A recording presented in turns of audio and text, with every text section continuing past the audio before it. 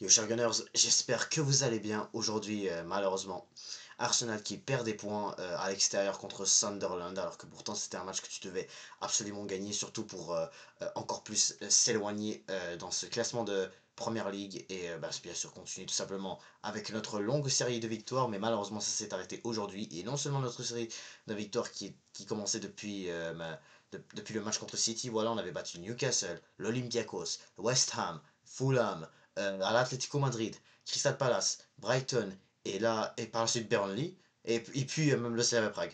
Voilà, c'est toutes les victoires que tu as eues depuis ce match contre City, voilà. Et puis j'ai bien sûr oublié le match de Port Vale, mais en tout cas, tu étais sur une très très longue série de victoires parce que tout le mois d'octobre, tu as gagné, tu as encaissé 0 but. Mais là, tout ça s'est arrêté aujourd'hui face à cette belle équipe de Sunderland. Hein. Faut qu'on mette du respect sur ce club de Régis Le Brice, si je me trompe pas de son nom là, mais bref, euh, en tout cas c'était une très très belle, un très très beau match de la part de Sunderland, faut le dire, mais nous c'était pas vraiment une performance. C'est un match à oublier, faut le dire. Hein. C'est un match à oublier. Je dis pas non plus que c'est un match où est-ce qu'on a été mauvais. C'est pas un match non plus que je dis qu'on a été nul. Mais en tout cas, c'est un match où est-ce que voilà, on aurait pu largement faire mieux. Et bien sûr, fallait qu'on se méfie de cette équipe de Sunderland. Hein. Fallait qu'on se méfie parce que ça allait être, on savait déjà que ça allait être un match piège. On savait déjà que ça allait être un match où est-ce que ça allait être totalement compliqué.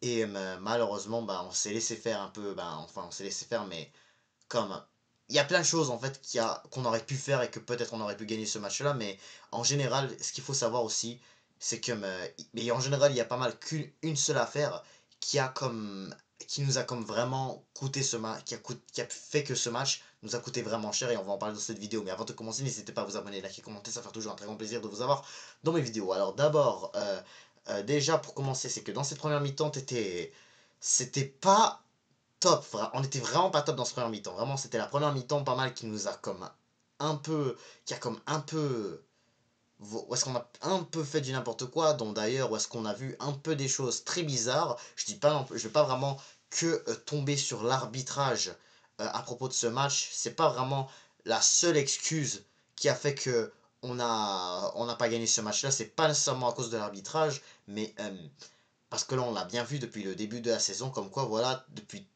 comme quoi, tu as souvent des problèmes avec l'arbitrage, tu as souvent des problèmes où est-ce que, voilà, l'arbitre essaye de favoriser plus l'adversaire, mais au bout d'un moment, mais ça reste qu'on a toujours fini par gagner. On l'a vu, exemple, face à Newcastle, face à Man United, face à plusieurs équipes, voilà, qui ont essayé de nous voler, mais on finit toujours par les battre quand même. Mais en tout cas, en général, on était proche de faire la même chose aujourd'hui. Mais dans cette première mi-temps en général, même si que voilà, tu as vu plein de choses qui étaient bizarres, dont d'ailleurs il faut que je vous parle de cette action au tout début de la rencontre, où est-ce que tu as le défenseur de Sunderland qui met un coup sur la tête à Merino juste avant que le ballon arrive. C'est comment en fait tu peux pas donner penalty sur ça en fait. Comment tu peux pas donner penalty? En fait, littéralement, tu donnes un... Normalement, c'est un coup sur le visage. Même si tu le touches sur le visage, comment tu donnes pas penalty en fait? Les contacts sur le visage, sur la tête d'habitude, c'est interdit, non? Quand c'est physique, ok, d'accord. Si genre si tu touches le corps comme ça, ouais, ok, on sait que c'est physique ça. Mais quand ça touche le visage là, mais c'est dangereux.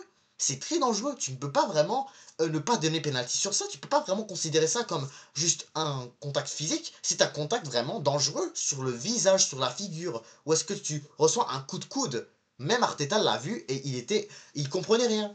Et pourtant, ils ont même pas tenté de checker une seule affaire. Même l'arbitre n'a même pas genre fait ça en fait. Je suis même pas sûr. À moins que j'ai peut-être pas vu, mais bref. Et que vous l'avez peut-être vu, mais en tout cas, je comprends pas pourquoi déjà sur cette action-là, ils nous ont pas donné penalty. Mais bref, mis à part ça, ça reste que ce n'est pas une excuse pour la mauvaise première mi-temps qu'on a réalisée. Parce que cette première mi-temps, au juste depuis le début de la rencontre, tu as quand même des bonnes opportunités soi-disant, mais surtout voilà avec ce coup franc de Declan Rice au tout début de la rencontre, ouais, je sais qu'il a tenté de bien le tirer, mais en tout cas, c'était pas non plus exceptionnel. Sinon, bah, bien sûr, voilà, un peu plus tard, voilà, où est-ce que tu vois que Sunderland a comme plus. On voit vraiment que Sunderland est. On a bien vu que Sunderland voudrait vraiment bien essayer de s'imposer contre nous, en fait. Et c'est ça vraiment ce qu'ils ont tenté de faire. Ils l'ont vraiment tenté. Et surtout, on l'a bien vu aussi en deuxième mi-temps lorsqu'on a gagné 2-1. Et que voilà, ils ont bien voulu chercher l'égalité, ils l'ont eu. Mais je vais revenir sur la deuxième mi-temps plus tard. Mais là, maintenant, sur ce match contre Burnley, tu vois largement que même... Pas contre Burnley, mais contre Sunderland, excusez-moi. Dans cette première mi-temps, comme je dis, c'était pas top. Ce n'était pas top. Parce que quoi d'autre aussi, mis à part que voilà, tu as pas eu beaucoup de... Tu ne t'es pas créé beaucoup d'opportunités, mais non seulement si, il y a aussi quelque chose aussi que j'ai trouvé bizarre. À propos du but de Sunderland, qu'on se prend à la 36e minute, c'est que, ben, tout simplement, il y a comme... Première des choses, c'est le coup franc qu'on prend. Le coup franc enfin, on leur donne, en fait. Le coup franc qu'on leur donne.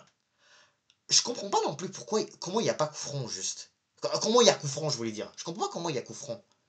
Parce que en fait, on voit que Martin Zubimendi, quand il s'est fait boct, là, quand il s'est fait prendre sur le carton jaune, voilà, après cette faute qui a donné, soi-disant cette faute qui a comme donné le coup franc à Sunderland, c'est comme si genre, on voit que il a comme même pas créé un seul contact avec le milieu de avec le joueur de Sunderland, mais on dirait qu'il a comme pris le ballon et même à ça, on voit qu'il est comme tombé. C'est comme de la simulation.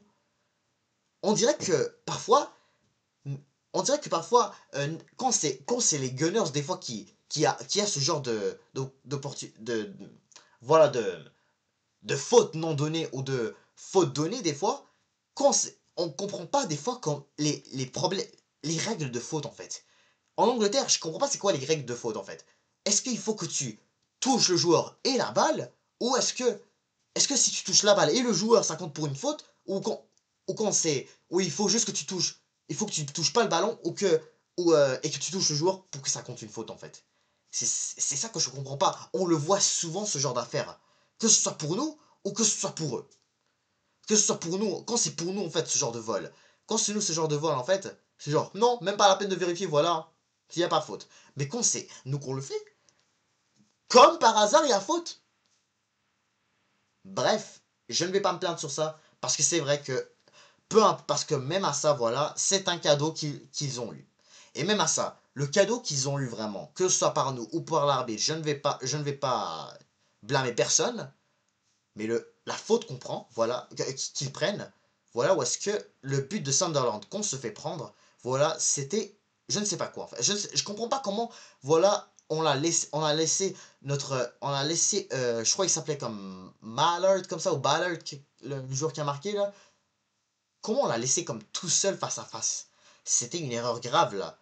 C'est quelque chose vraiment qu'on a très rarement vu de la part de notre défense cette année-là. La seule fois qu'on a vu ce genre de but, la seule fois qu'on a encaissé ce type de but, en fait, c'était face à City, lorsque Haaland était face à face à David Raya. C'était le seul but, voilà, le seul but genre face à face, parce que voilà, la défense est comme emportée par l'attaque, en fait, qu'on prend.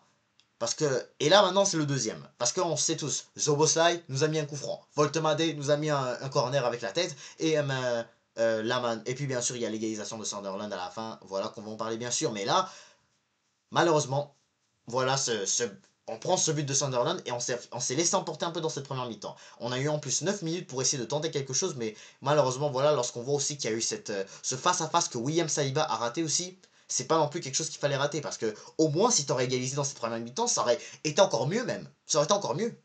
On aurait peut-être encore mieux fait les choses comme ça nous aurait permis de faire mieux les choses en deuxième mi-temps, peut-être même élargir encore plus le score, et ça aurait encore moins encouragé Sunderland à égaliser. Parce que là maintenant on y arrive à cette deuxième mi-temps. La deuxième mi-temps, lorsque les joueurs reviennent, voilà, on réalise une masterclass totale. Voilà, on dirait que clairement nos joueurs sont passés pendant la mi-temps, ça se voit que nos joueurs sont vraiment comme passés comme ça là. Voilà, il faut qu'on revienne, il faut qu'on prenne les 3 points. Et c'est ça ce qui s'est passé, voilà. On est revenu dans le match, on a réussi à revenir à 2-1, et c'est tout ce qu'il fallait qu'on fasse. C'est tout ce qu'il fallait qu'on fasse en fait. Parce que là on est revenu sur le terrain. Et ce qu'on voit, c'était une masterclass. Bukayo Saka, voilà, c'était sur une paire de balles de Sunderland que Rice, d'ailleurs, qui a été énorme aujourd'hui, Declan Rice, il a pris le ballon au défenseur de Sunderland, et c'est ça vraiment qui a donné le but à Bukayo Saka. Voilà, Saka qui égalise pour Arsenal. Et par la suite, quelques minutes plus tard, je crois que c'était à la 73e minute, t'as Trossard qui fait un crochet et fait une frappe incroyable. C'est 2-1 pour Arsenal. Et tout se passait très très bien. on les dominait totalement, et par la suite, voilà, on était bien. On était extrêmement bien. Mais là, maintenant, qu'est-ce qu'on a fait de pas bien pour qu'on laisse Sunderland égaliser? Pourquoi on s'est mis à reculer au juste? Pourquoi on recule? Et c'est ça vraiment des fois les problèmes qu'on n'arrête pas de voir à chaque fois. Pourquoi est-ce qu'on recule après qu'on mène au score? Faut pas reculer des fois lorsqu'on joue à l'extérieur. Faut pas reculer à chaque fois. Parce que là, dans ce match en général, nous avons fait qu'un seul changement. Et le seul changement qu'on fait, c'est sortir Eberechi Eze, parce que je le sais que Eberechi Eze n'a pas fait un match aussi incroyable, mais le joueur qu'on rentre à la place de Eberechi Eze, c'est Christian Mosquera. Alors c'est rien contre ce défenseur, il est très fort, mais c'est pas lui qu'il fallait qu'on rentre. Fallait qu'on rentrait des joueurs comme Nwanri, Dauman, peut-être pour qu'on met un peu plus de créativité, Norgard. Au pire des cas, on avait besoin de plus d'attaques. Alors certes, voilà qu'il nous a manqué, que les joueurs qui nous manquaient en fait dans ce match contre Sunderland, il nous manquait Gyökeres, il nous manquait Odegaard, il nous manquait Martinelli. Tout ça, c'est des joueurs qui sont blessés en ce moment. Il nous manquait Madueke aussi, qui a été très très bon début de saison. Et ben c'est malheureusement la chose qui a fait que, voilà, malheureusement en fait, on n'avait pas non plus grand chose en fait. Même si que voilà, Nwanri, Norgard et Odoman, au moins eux, auraient dû faire leur entrée. Parce qu'au bout d'un moment, tu ne peux pas juste gagner avec l'équipe type. Les matchs, on ne les gagne pas avec l'équipe type. On se souvient contre Brighton à la Carabao Cup, on a bien vu que les jeunes joueurs d'Arsenal, tout simplement, ont fait le taf dans un match difficile contre Brighton. Alors certes, voilà, Sunderland est une très très bonne équipe. Et il faut qu'on, avant de parler de ce que j'allais dire en ce moment, il faut qu'on parle d'ailleurs du but de Sunderland. Parce que non seulement, voilà, le fait qu'on ait rentré Mosquera, en fait, était pas la meilleure chose qu'on aurait pu, la chose qu'il fallait qu'on fasse, et que voilà, on commence à jouer dans un back 5, là, en back 5, voilà. Ce qu'il fallait faire au juste, voilà, Sunderland, en fait, et c'est vraiment le fait qu'on ait reculé, ça a rendu Sunderland, ça a donné une grosse avantage à Sunderland. Parce qu'on a bien vu que Sunderland était assez bien réveillé. Il voulait nous mettre l'égalisation, on le voyait largement. On le voyait largement.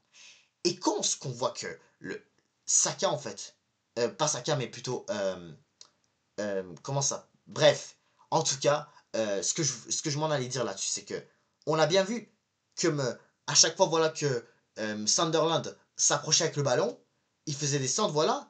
On a bien vu qu'il y a eu, je crois, 2 opportunités pour que Sunderland égalise. Raya était énorme.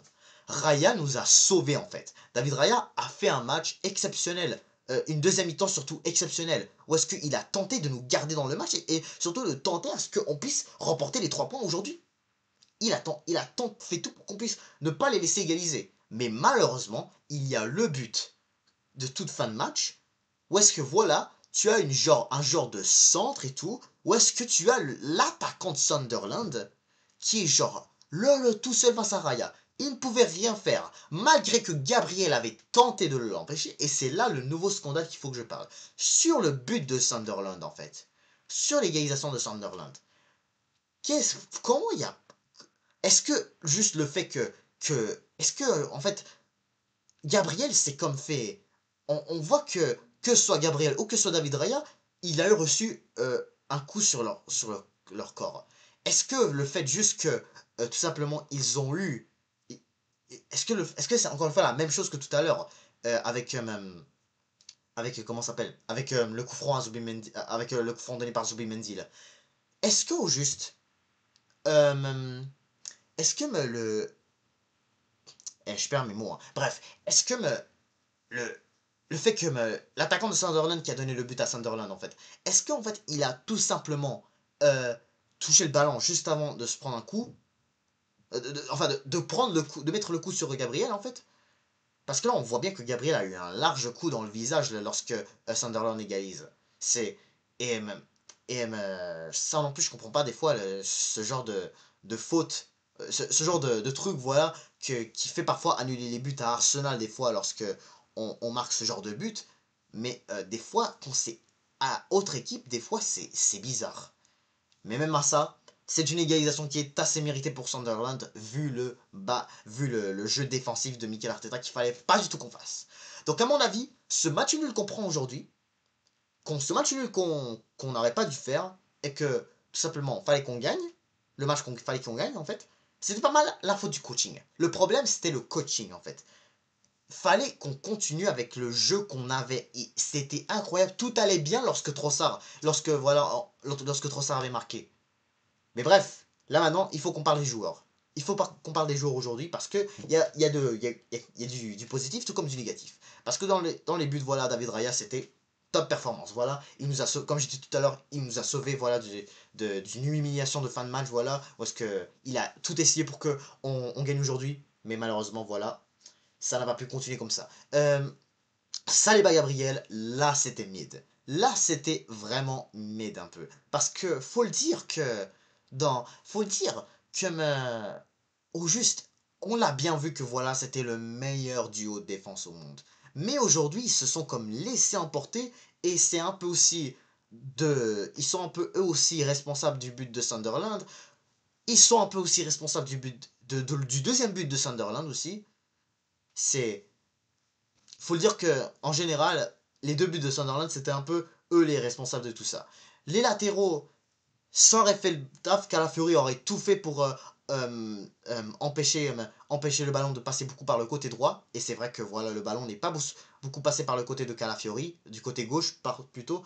Timber, voilà, il s'est fait prendre un coup dans le visage, voilà, parce que quand même, il faut le dire que Sunderland aussi a joué très très violent aussi avec l'autre équipe. On dirait comme si, voilà, il jouait la Coupe d'Afrique. Il jouait la CAN, on dirait Sunderland, avec nos défenseurs. Et c'est ça vraiment qui les a comme leur style de jeu un peu nous ont aidés en fait. C'est comme si genre je regardais l'équipe nationale du Maroc qui joue la CAN. Mais bref, la défense voilà, c'était mid un peu. Le milieu de terrain, Zubimendi, pour commencer, je feel un peu pour lui. Et je me sens mal un peu pour lui parce que lui, il a fait il a fait son meilleur match en tant que joueur d'Arsenal. Malheureusement, il a eu comme deux opportunités déjà qu'il aurait pu mettre. En plus de ça, il y a cette frappe sur la barre en deuxième mi-temps juste avant le but à Trossard. Si seulement Zubimendi aurait dû mettre ça, comme il a fait face à Nottingham Forest au mois de septembre dernier, ça aurait été incroyable et ça aurait été excellent pour remporter ce match. Ça aurait été excellent. Ensuite, Declan Rice aussi, c'était très très fort. Surtout en plus, après le but de Sunderland, pour égaliser, imaginez juste si Declan Rice, après avoir glissé sur la toute dernière action de match, imaginez si, après qu'il ait glissé, il s'est pas vite relevé pour empêcher Sunderland de faire la contre-attaque. Et ben, il y aurait but pour Sunderland direct pour faire le 3-2. C'est là où vraiment Declan Rice aujourd'hui, il était monstrueux aujourd'hui. Et vraiment, il a fait tout aujourd'hui pour que on puisse euh, remporter ce match. Le but aussi de Bukayo Saka, ça vient de lui aussi. Vraiment, Declan Rice était là sur toutes les opportunités qu'on a eues aujourd'hui et sur toutes, pas mal aussi le seul aussi qui récupérait les ballons du côté de Sunderland. Bref, sinon ensuite, Eberechi Eze, lui, c'était un peu compliqué aussi, faut le dire, parce que d'un côté aussi, à peu près la même chose que contre Burnley, il s'est fait beaucoup prendre par les fautes, voilà, les contacts physiques avec les joueurs adverses. Eze par contre c'était quand même assez compliqué. L'attaque par contre, Leandro Trossard, c'était une dinguerie son match. Il a fait une masterclass. Les passes qu'il donnait dans la surface, vraiment, dans le carré 18, c'était des passes incroyables. Et en plus le but qu'il met, j'ai rien à dire. Donc clairement, Trossard aujourd'hui c'était notre meilleur joueur. Aujourd'hui vraiment c'est... Et en plus, vraiment, je tiens à m'excuser envers lui parce que vraiment, récemment, il nous fait des bonnes performances. Et là, je ne peux pas vraiment l'haïr plus que ça. Vraiment, je dois commencer à apprécier ce left winger, cet ailier gauche. Parce que voilà, il est en train de faire tout, surtout que maintenant, en plus, on n'a pas de Martinelli. Hein, donc, faut pas oublier. Et Eze, en plus, qui joue à place d'Odegaard. Donc, faut pas oublier ce cas-là non plus. Et puis ensuite, Bukayo Saka. Lui aussi, il faut le dire que c'était compliqué, mais ça reste qu'il a fait tout ce qu'il pouvait aussi. Donc, en plus qu'il a eu ce cadeau de Declan Rice pour qu'il puisse marquer, voilà. C'est lui qui nous a fait, qui a commencé vraiment à nous faire revenir dans le match. Bukayo Saka, faut le dire que c'était assez correct. Et Merino, écoute, c'était décevant lui aussi. Son match en général, il n'a pas vraiment tenté grand chose non plus. Le ballon n'est pas passé beaucoup vers lui. Les défenseurs de Sunderland ont beaucoup surveillé. Surtout que après ça, il revenait d'un. Surtout qu'en plus, Mikel Merino était revenu d'une masterclass contre le Slavia Prague en Ligue des Champions cette semaine. Euh, je m'attendais un peu plus de lui là. C'est pour ça que vraiment, à mon avis, le fait que Gyökeres qui soit absent aujourd'hui, c'est assez dommage parce qu'on commençait à voir qu'il s'adaptait plus à notre club et voilà, il commençait à nous faire des performances encore meilleures. C'est dommage vraiment qu'il soit absent aujourd'hui, ça aurait peut-être pu nous aider plus, surtout qu'en plus il a de la physique, donc ça aiderait encore plus pour peut-être qu'on puisse qu'il puisse voilà, passer par la défense et peut-être nous marquer un nouveau but pour Arsenal. Mais en tout cas, voilà, c'est dommage qu'on ait fait match nul. Alors, encore une fois, je vous le rappelle que Sunderland, c'est aussi une très très bonne équipe. Et faut pas vraiment. Les gens, voilà, qui rigolent, écoutez, on va les laisser rigoler. On va les laisser rigoler parce que eux, voilà, on dirait qu'ils nous haïssent tous, voilà. Ils nous haïssent tous, voilà, parce qu'il faut le dire que même si, voilà, qu'on a fait match nul aujourd'hui, on reste qu'on est toujours la meilleure équipe d'Angleterre. Et ça, vraiment, c'est pas non plus. Ça reste un fait quand même. C'est pas parce qu'on a fait match nul. Parce qu'il faut le dire que Sunderland, déjà, hein, c'est pas. On était proche de les battre pour la première fois cette saison, d'ailleurs, pour commencer. On était proche de les battre pour la première fois cette saison. Pour commencer. Ensuite, voilà, Sunderland, voilà, ont eu comme juste 2 défaites cette saison. C'était contre Man United et contre Burnley, voilà. Ils reviennent en plus du mix tour contre Chelsea à Stamford Bridge il n'y a pas longtemps aussi, donc c'est pas non plus une équipe à sous-estimer. Bref, sinon ensuite, mis à part ça, voilà. Euh, L'année passée, il faut se souvenir que Liverpool, même si qu'ils ont remporté la première ligue l'année passée, ils ont eu quand même des matchs nuls, hein, faut se le rappeler. Contre Fulham, contre Everton, contre Man United, contre plusieurs équipes. Et on se souvenait tous que Arsenal n'en profitait même pas de ces matchs nuls ou de ces faux pas des Reds. C'est pas comme nous, on en a bien profité lorsque Liverpool était en mauvaise forme au mois d'octobre, on en a profité. Lorsque City perdait contre Aston Villa, exemple, on en a profité pour s'éloigner plus.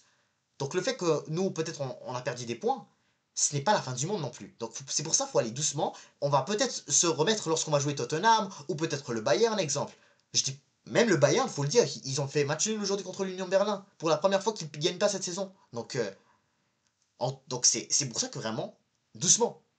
Doucement là. Donc faut pas non plus que les Gunners, vraiment, les chers Gunners, faut pas non plus qu'on pète un plomb, hein. C'est notre premier match nul depuis Manchester City au mois de septembre là, voilà, on était sur une longue série de clean sheet.